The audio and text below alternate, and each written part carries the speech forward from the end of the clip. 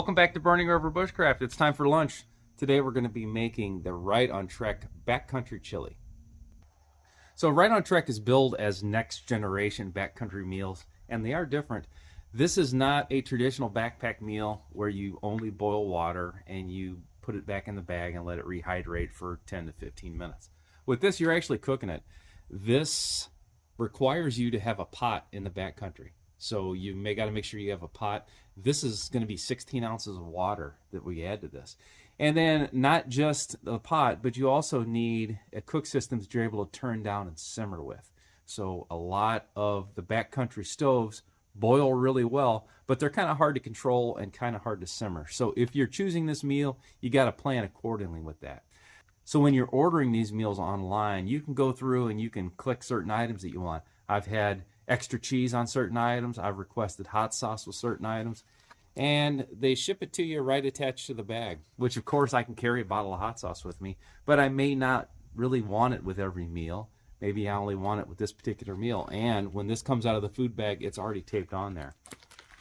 So these are also single serve meals.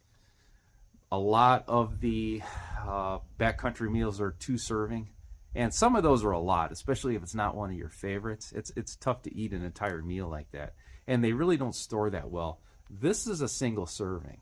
So most of the time, I don't read the nutritional information anymore. If you are interested, you can pause the video, but your best bet is to head to Right on Trek and check it out there.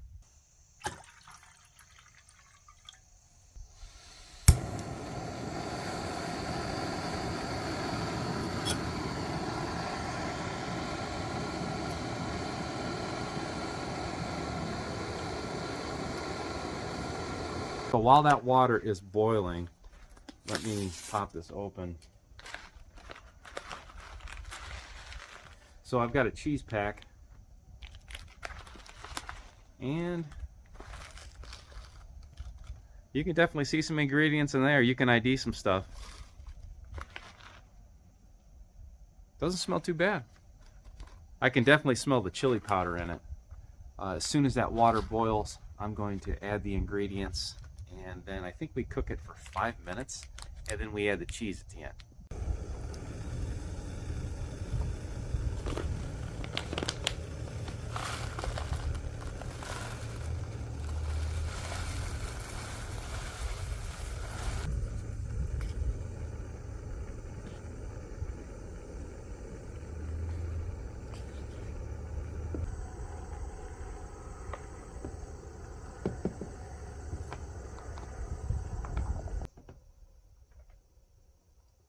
So probably about the last 3 minutes, I left the lid off that. I like my chili a little thicker, a little less like soup. So I'm gonna evaporate a little bit of that water off of there.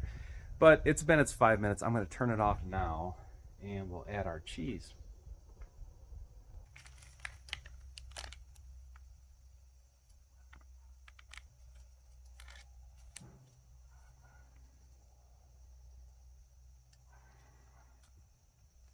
It's kind of hard a lot of times to see into a deeper pot, so this shallow plate will work okay to show you what it looks like.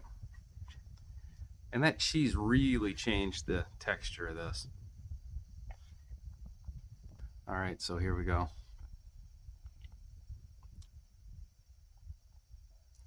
That is good. It's pretty corn dominant. Obviously, you can see quite a bit of corn in here, but the flavor is really, really good. So I'm not the biggest fan of chili, and this one is different enough that it's actually pretty good. I would 100% eat this one again. I would recommend this to somebody if you were going to ask me, hey, which one of these Right on Trek should I try? This one's good. Most people really go over the top for chili. That is not me. This is close enough to a chili that you can definitely taste it as chili, but it's not an overpowering chili powder flavor. The consistency, once I added that cheese to it, really thickened it up. This is a good meal.